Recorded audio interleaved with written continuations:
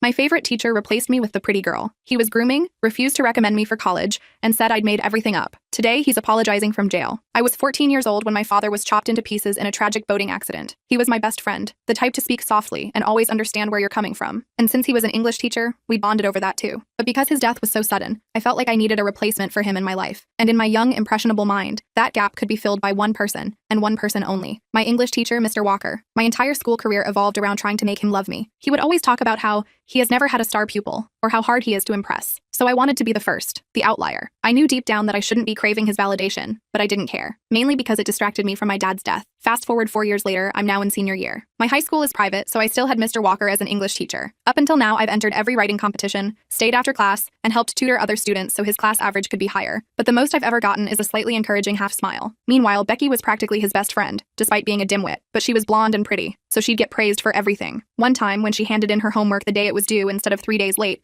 he publicly announced that she was the best student in all his time. Another time, on her birthday, he brought in a huge cake and balloons for her, for the entire week. But when I reminded him it was mine, he just said congrats before returning to his work. And it broke my heart, but I wasn't giving up. So when I needed a letter for my dream university, I asked Mr. Walker. Sure, come back tomorrow afternoon, he said. I just nodded, like it wasn't a big deal. But as soon as I turned the corner, I was smiling harder than SpongeBob. My heart was fluttering. I had more confidence than ever. The next day, when I showed up, he told me to leave. I won't need your help to fill this out. I'll let you know when it's done. My face fell, but I was still glad he was going to do it. But as I left, my blood turned cold, because I ran into Becky. She was walking into Mr. Walker's office with a tiny skirt and top. In her hands was what looked like the recommendation letter template. Her blonde hair bounced as she walked. I tried to glare at her hard enough to burn a hole through her. It didn't work. So I settled for unliking all her posts on Instagram on the bus ride home. A few weeks passed, and there was still no word from him. Then came the week of the deadline. I checked my application process, and still no letter. So the next day, I came into his class early. You're not really Ivy League material, he said, locking eyes with me. I could feel my heart beating in my chest. What are you talking about? Well, he interrupted. I just don't think you've ever put in that much effort. My head was thumping. I knew it was because he wanted Becky to get in instead of me. At that moment, something inside me broke. I was finally seeing him for what he was, not some superhero, not a man who just got me. He was a creep. And Becky wasn't my enemy. She was his victim. So I agreed with him, told him I was in over my head. Little did he know, I was about to rip him into pieces. I went straight to the library and used one of the computers to start documenting everything I could remember about Mr. Walker's inappropriate behavior toward Becky. The birthday celebration, the special treatment, the way he looked at her when he thought no one was watching. I also wrote down how he'd promised to write me a recommendation letter and then refused,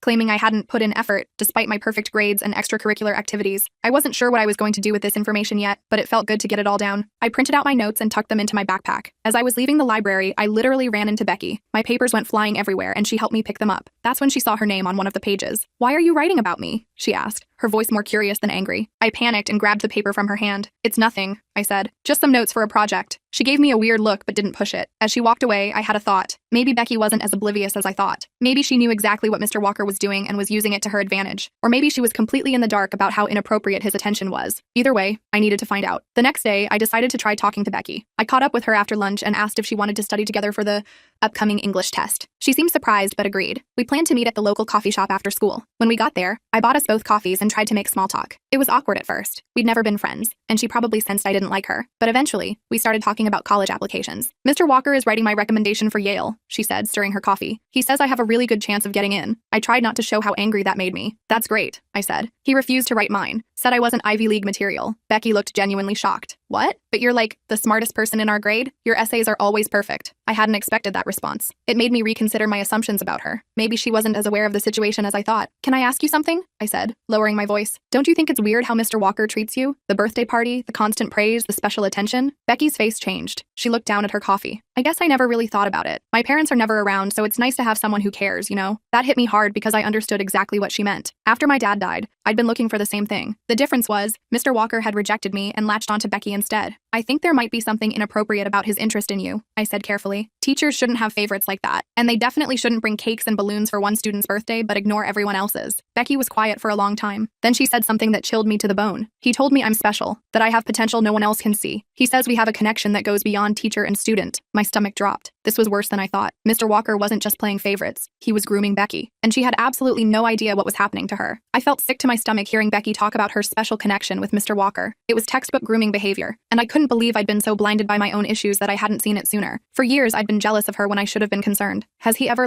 touched you or anything?" I asked, trying to sound casual even though my heart was racing. Becky shifted uncomfortably in her seat. "Not really. I mean, Sometimes he puts his hand on my shoulder when he's looking at my work, and once he hugged me after I won that poetry contest. I nodded, trying not to show how alarmed I was. Does he text you or contact you outside of school? Yeah, sometimes, she admitted. He gave me his personal number for academic emergencies. He sends me articles about writing and stuff. Red flag after red flag. I took a deep breath. Becky, I don't want to freak you out, but what you're describing isn't normal teacher behavior. It sounds like he might be grooming you. Grooming? She looked confused. Like, for a job or something? No, like, preparing you for something inappropriate. Teachers shouldn't be giving students their personal numbers or telling them they have special connections. It's crossing a line. Becky's face flushed. You're just jealous because he likes me better than you. And there it was, the exact response I'd expected. I couldn't really blame her. I probably would have reacted the same way a few days ago. Maybe I am jealous, I admitted, but that doesn't mean I'm wrong. Just be careful, okay? And if he ever makes you uncomfortable, you can talk to me. She nodded, but I could tell she didn't believe me. We finished our coffees in awkward silence, and I knew I hadn't convinced her of anything. The next day at school, I decided to take a different approach. If Becky wouldn't listen to me, maybe someone else would. During lunch, I went to see Ms. Garcia, the school counselor. She was young and seemed pretty cool, so I thought she might actually take me seriously. I knocked on her office door, and she waved me in with a smile. What can I help you with today? She asked. I hesitated. Now that I was here, I wasn't sure how to start. I'm worried about a teacher's behavior toward a student, I finally said. Ms. Garcia's expression turned serious. Can you tell me more about that? I explained everything. The birthday celebrations, the special treatment, the recommendation letter situation, and what Becky had told me about their connection. Ms. Garcia listened without interrupting, taking notes on a yellow legal pad. When I finished, she put down her pen. These are serious concerns, she said. Thank you for bringing this to my attention. I'll need to look into this further. What will happen now? I asked. I'll need to speak with both Becky and Mr. Walker separately, and I'll have to report this to the principal. But I want you to know that your name won't come up in these conversations. We'll protect your privacy. I felt relieved but also nervous. What if Mr. Walker somehow figured out I was the one who reported him? What if Becky hated me for it? But I knew I was doing the right thing. One more thing, I said. I still need a recommendation letter for Yale. The deadline is next week. Ms. Garcia smiled. I'd be happy to write one for you. Just email me your resume and a brief statement about why you want to attend Yale. I thanked her and left, feeling like a weight had been lifted off my shoulders. Someone was finally taking me seriously. The next few days were tense. I kept expecting Mr. Walker to confront me, but he acted completely normal in class. Too normal, actually. He didn't call on me once, even when I was the only one with my hand up. It was like I'd become invisible to him. Becky, on the other hand, was definitely avoiding me. She switched seats in the classes we shared and didn't make eye contact in the hallway. I figured Ms. Garcia must have talked to her already. On Thursday, something weird happened. Mr. Walker wasn't in class. Instead, we had a substitute teacher who said he'd called in sick. The sub handed out some busy work, and then sat at the desk playing on his phone for the rest of the period. After class, I overheard some girls talking. Did you see Becky this morning? She was crying in the bathroom. I felt a pang of guilt. Had my report made things worse for her? I decided to try talking to her again. I found her at her locker between periods. Hey, I said, approaching cautiously. Are you okay? I heard you were upset earlier. She slammed her locker shut. Why do you care? You're the one who went to Ms. Garcia, aren't you? I was taken aback. How did you know that? Mr. Walker told me, she hissed. He said someone was spreading lies about him, trying to ruin his career. He was really upset. My blood ran cold. Ms. Garcia told him I was the one who reported him? No, but it was pretty obvious. Who else would it be? You've always been jealous of our relationship. I tried to stay calm. Becky, think about what you just said. Our relationship. Teachers and students don't have relationships. They have professional interactions. She rolled her eyes. Whatever. You've ruined everything. He was going to help me get into Yale, and now he's probably going to get fired because of you. If he gets fired, it's because of his own inappropriate behavior, I said firmly. Not because of me. Becky just shook her head and walked away. I stood there feeling frustrated and worried. If Mr. Walker knew I'd reported him, what would he do? And how had he found out in the first place? I decided to go back to Ms. Garcia's office, but her door was locked. A note on the door said she was out for the rest of the day. Great timing. The next morning, I arrived at school early, determined to talk to Ms. Garcia before classes started. As I walked down the empty hallway toward her office, I heard raised voices coming from inside. I slowed down, trying to hear what was being said. This is completely unprofessional, a man's voice said. It was Mr. Walker, and he sounded angry. You can't just take the word of one jealous student and launch an investigation. It's standard procedure, Robert, Ms. Garcia replied calmly. When concerns are raised about a teacher's conduct, we have to look into it. It's not personal. Not personal? My entire career is on the line because of some teenager's vendetta. I pressed myself against the wall next to the door, heart pounding. I shouldn't be eavesdropping, but I couldn't make myself walk away. No one's career is on the line yet, Ms. Garcia said. This is just a preliminary inquiry, but I have to say, your reaction isn't helping your case. What's that supposed to mean? It means that innocent people typically cooperate with investigations,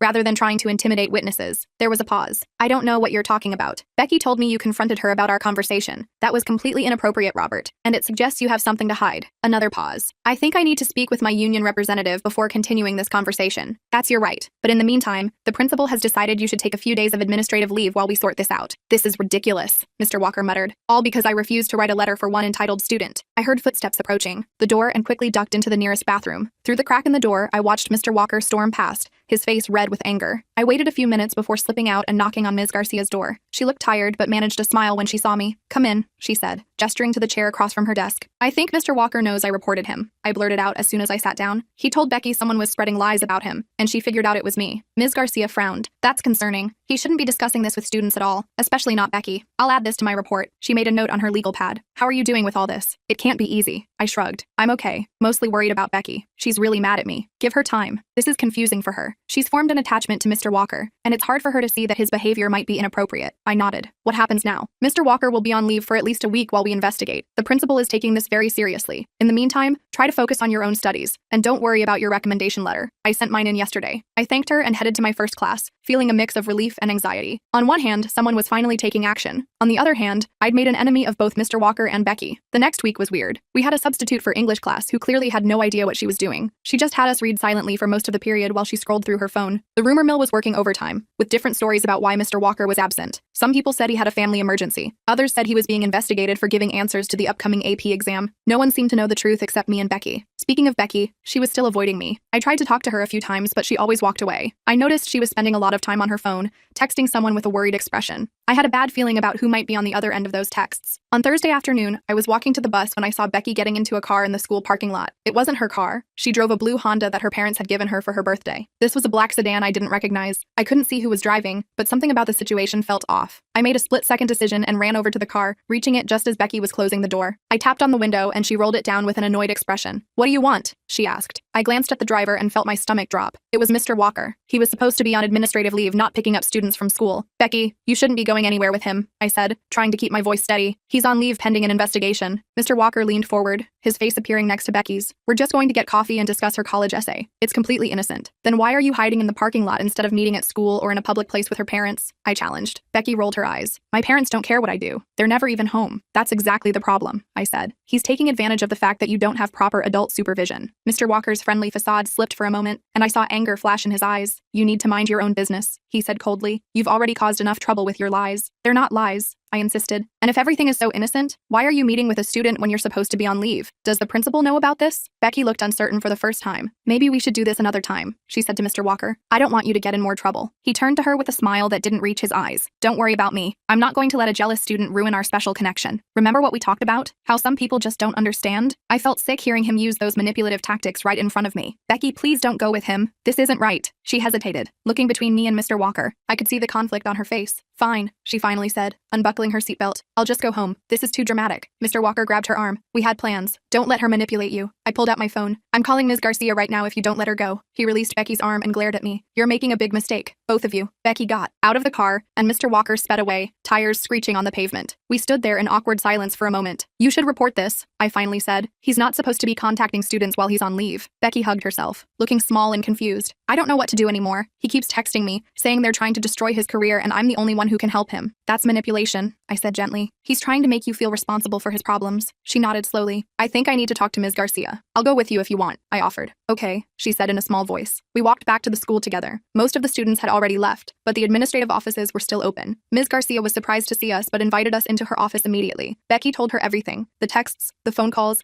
and now Mr. Walker trying to pick her up from school. She even showed Ms. Garcia her phone, with dozens of messages from him. Some were about her essay, but others were more personal, telling her how special she was, and how no one understood their connection. Ms. Garcia's face grew more serious as she scrolled through the messages. "This is extremely inappropriate," she said. "Thank you for showing me this, Becky. I know it wasn't easy." "What's going to happen now?" Becky asked, her voice shaking. "I need to report this to the principal immediately. Mr. Walker has violated the terms of his administrative leave by contacting a student. This changes things significantly." She turned to me. "And thank you for intervening today. That was very brave." I shrugged, embarrassed by the praise. "I just happened to see them." After we left Ms. Garcia's office, Becky turned to me. "I'm sorry I didn't believe you before. I thought he really cared about me." "It's not your fault," I said. "He's the adult. He's the one who should have known better." She nodded, blinking back tears. "Do you think I could still get into Yale without his recommendation?" "Definitely," I said. "Ms. Garcia wrote me an amazing letter. I bet she'd write one for you too if you asked." The next day, Mr. Walker wasn't just on leave. He was suspended pending a formal investigation. The principal made an announcement during morning announcements, saying only that Mr. Walker would be absent for the foreseeable future,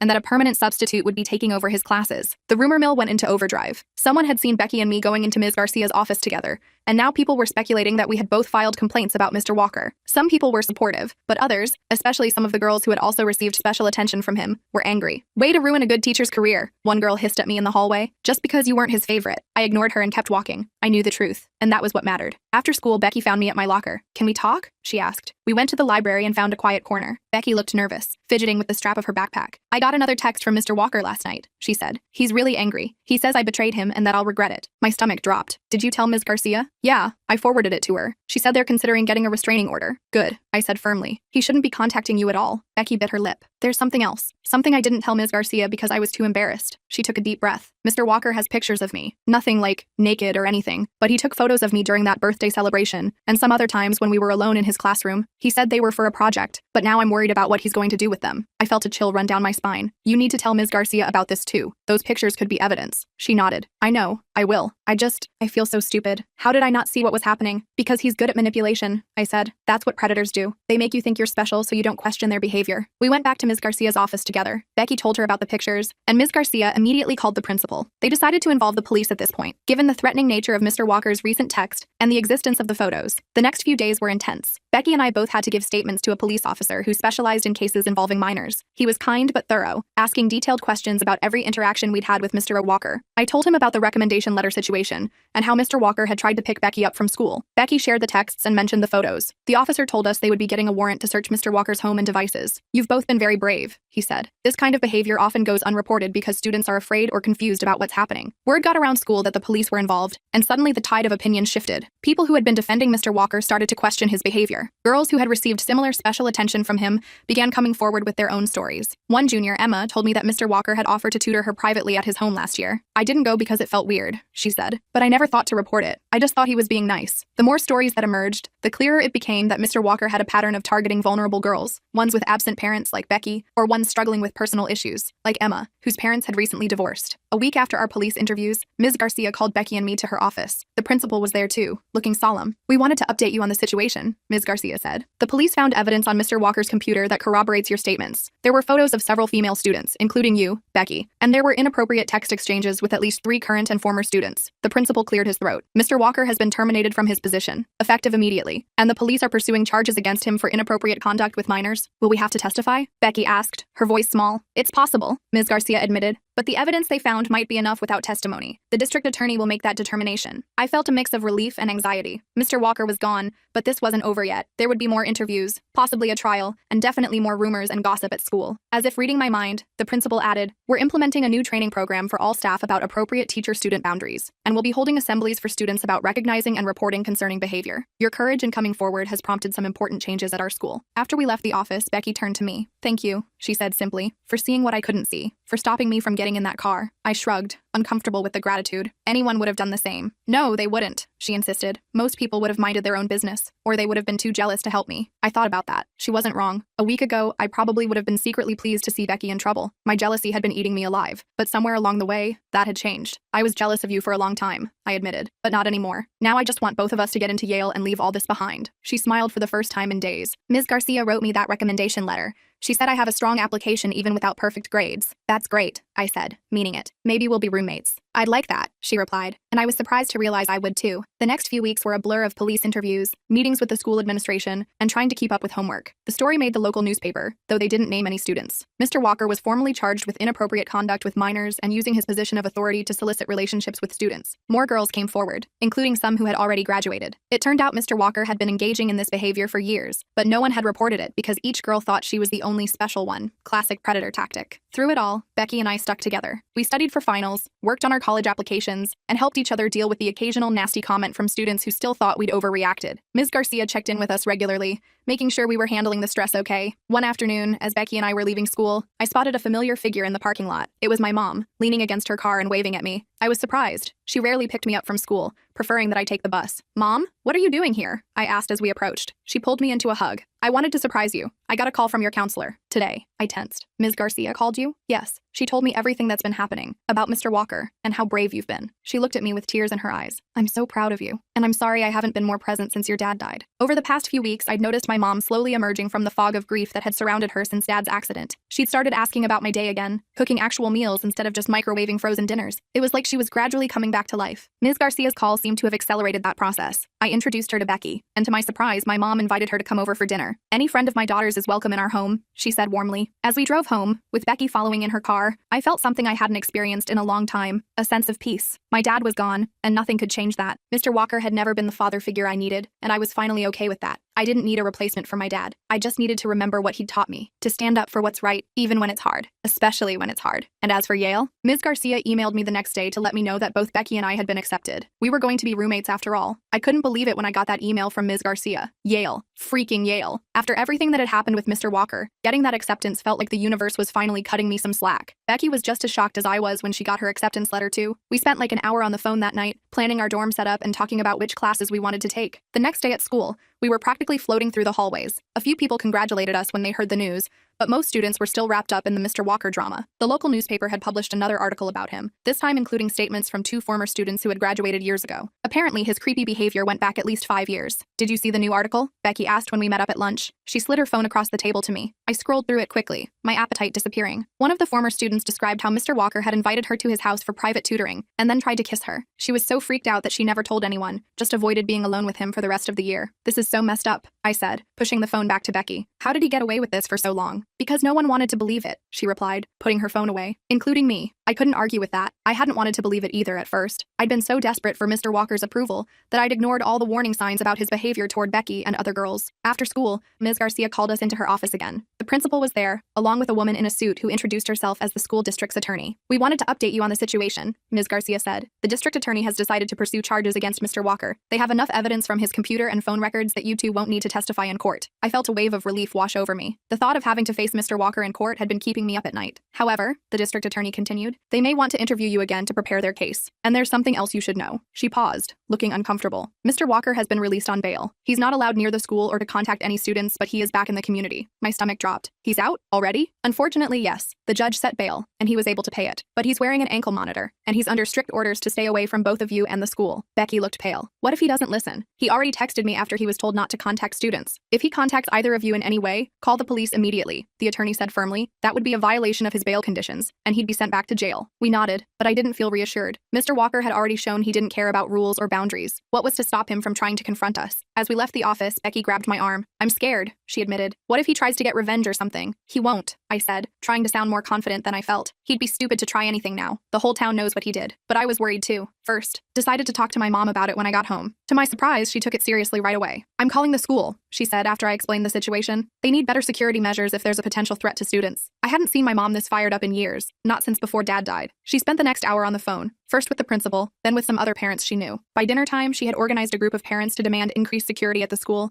and a buddy system for students walking to and from the parking lot. "No one's going to mess with my kid," she said as she set a plate of spaghetti in front of me. "Or her friends." I almost cried. For so long after Dad died, Mom had been like a ghost in our house, physically present but emotionally checked out. Now she was back, fierce and protective. I hadn't realized how much I'd missed that side of her. The next day, there were security guards at all the school entrances, checking IDs and making sure no unauthorized adults entered the building. The principal made an announcement about the new safety measures, without specifically mentioning Mr. Walker, but everyone knew what was going on. Becky and I stuck together between classes. Some of the other girls who had come forward about Mr. Walker's behavior joined us too. We formed a kind of unofficial support group, sharing our experiences and looking out for each other. Emma, the junior who had told me about Mr. Walker inviting her to his house, became a regular part of our group. "I still feel guilty for not reporting him sooner," she confessed during lunch one day. "Maybe if I had said something, he wouldn't have been able to target anyone else." "It's not your fault," I told her. "He was the adult. He was the one abusing his position." "Yeah," Becky added, "and he was really good at making each of us feel like we were the only special one. That's how predators work." I looked at Becky with newfound respect. A month ago, she had been completely under Mr. Walker's spell. Now she was helping other girls understand what had happened to them. It was pretty impressive. A week passed without any sign of Mr. Walker. The security measures at school remained in place, but I started to relax a little. Maybe he really was going to stay away and let the legal process play out. Then, on Friday afternoon,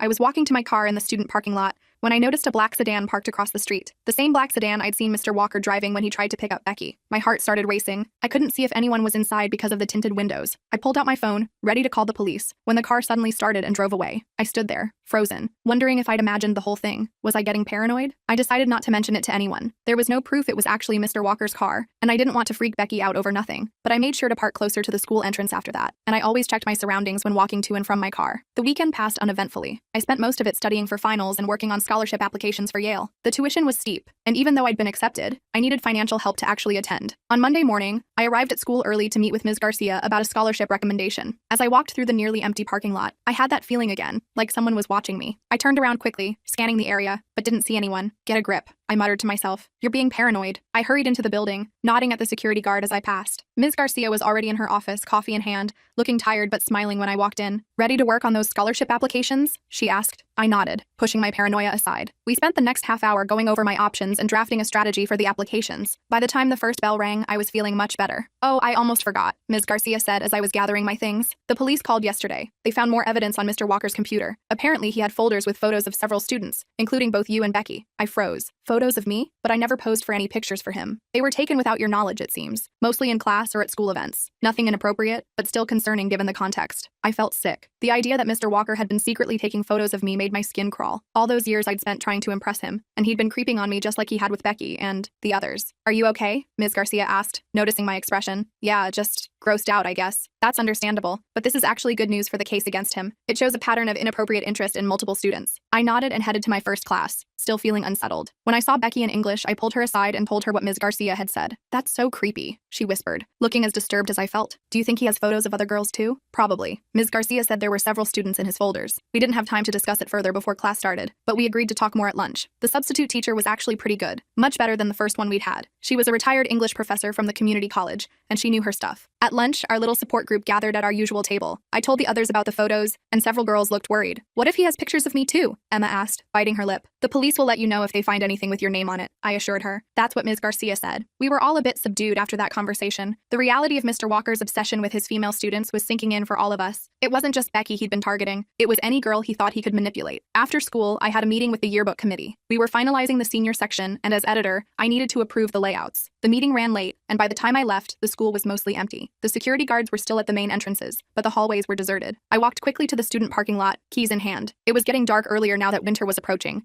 and the lot was dimly lit. I was about halfway to my car when I heard footsteps behind me. I spun around, heart pounding. It was Mr. Walker. He looked different than he had at school, unshaven, with dark circles under his eyes, but it was definitely him, standing just a few feet away from me. We need to talk, he said, his voice eerily calm. I backed up, fumbling for my phone in my pocket. You're not supposed to be here. You're violating your bail conditions. I don't care about that anymore, he said, taking a step toward me. You've ruined my life. My career is over. My reputation is destroyed. All because you were jealous that I gave attention to other students instead of you. I kept backing up, trying to put distance between us. That's not true. You were inappropriate with multiple students. You took photos of us without permission. You tried to groom Becky. His face twisted with anger. I was helping her. She needed guidance, someone who understood her potential, and you turned her against me with your lies. I finally got my phone out and held it up. I'm calling the police if you don't leave right now. He lunged forward suddenly, grabbing for my phone. I jerked back, but he caught my wrist, squeezing hard enough to make me gasp in pain. Let go, I shouted, trying to pull away. Not until you listen to me, he hissed. You're going to tell the police you made it all up, that you were jealous and wanted to hurt me. I'm not doing that, I said, still struggling to free my wrist. Let go of me or I'll scream. His grip tightened. No one will hear you. The security guards are at the entrances, not out here. I was about to scream anyway when I heard another voice. Let her go, Mr. Walker. We both turned to see Becky standing a few yards away, her phone held up. I'm recording this, she said, and I've already called the police. They're on their way. Mr. Walker's face went pale. He released my wrist and took a step back. Becky, you don't understand. She's manipulating you. She's turned you against me because she was jealous of our connection. Becky's expression hardened. There was no connection. You were grooming me, taking advantage of the fact that my parents are never around, making me feel special so I wouldn't question your behavior. She took a step closer, still recording. But I see through you now. We all do. I moved to stand beside Becky, rubbing my sore wrist. In the distance, I could hear sirens approaching. Mr. Walker looked panicked now. He glanced around like he was considering running, but then his shoulders slumped in defeat. You have no idea what you've done, he muttered. Yes, we do, I said firmly. We stopped you from hurting more girls. The police arrived moments later, 2 patrol cars pulling into the parking lot with lights flashing. Mr. Walker didn't resist as they handcuffed him and put him in the back of one of the cars. An officer took statements from both of us, and another officer reviewed the video Becky had recorded on her phone. You girls did good, the officer said when we'd finished our statements. He's going back to jail, and this time I doubt he'll get bail. Violating a restraining order and assaulting Becky? The judge won't look kindly on that. After the police left with Mr. Walker,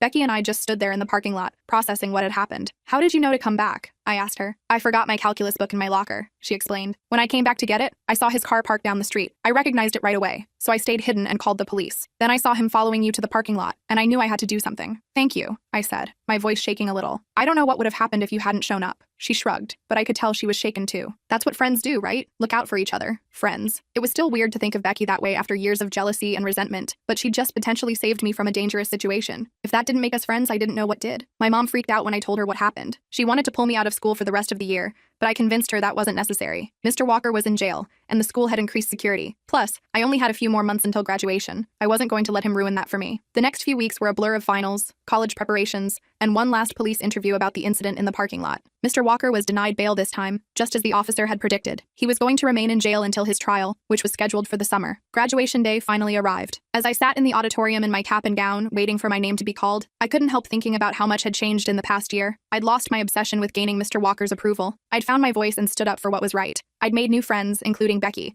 who was sitting a few rows ahead of me, her blonde hair visible under her cap. And most importantly, I'd started to heal from my dad's death. I would always miss him, but I no longer felt that desperate need to replace him. I had realized that no one could fill that role, and that was okay. I could carry his memory with me without trying to find him in other people. When the principal called my name, I walked across the stage with my head held high. I could see my mom in the audience cheering loudly. Next to her was Ms. Garcia, who had come to support all the students involved in the Mr. Walker case. After the ceremony, as we were taking photos outside, Becky came up to me with a small gift bag. "What's this?" I asked, surprised. "Just a little something for my future roommate," she said with a smile. "Open it." Inside was a Yale sweatshirt and a framed photo of the two of us at the school's spring carnival, arms around each other's shoulders, laughing at something off camera. "So we never forget where we came from," Becky explained, "and what we overcame to get where we're going." I hugged her, genuinely touched by the gesture. "Thanks for everything." My mom joined us, insisting on taking about 1,000,000 photos of me and Becky in our caps and gowns. As she was snapping away, I caught sight of Ms. Garcia talking to some other parents nearby. She caught my eye and gave me a thumbs up. That summer went by in a flash. Mr. Walker's trial was quick. With all the evidence against him, including the video Becky had taken in the parking lot, he didn't stand a chance. He was sentenced to 5 years for inappropriate conduct with minors